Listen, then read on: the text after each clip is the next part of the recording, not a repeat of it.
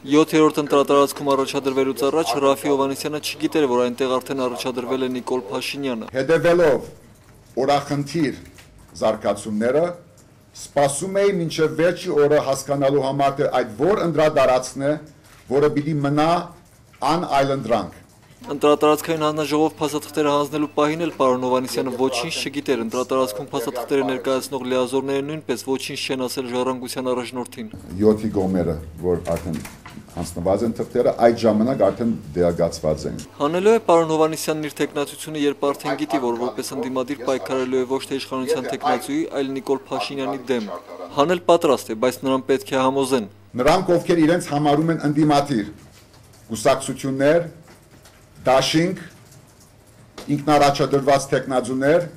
նստեն մեկ սեղանի շուրջ, քանի ուշ չէ, որ յուրաքանչյուր ընտրատարածքում մնա ընդդիմադիր մեկ միասնական տեխնացու։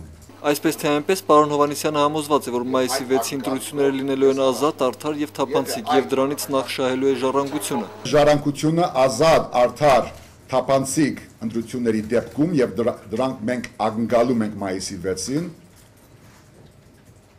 ներկայացված է լինելու ազգային ժողովում համամասնական քվեի 25%-ի արդացոլմամբ։ Մահեր Արշակյան, Արթուր Դևրիկյան, IPF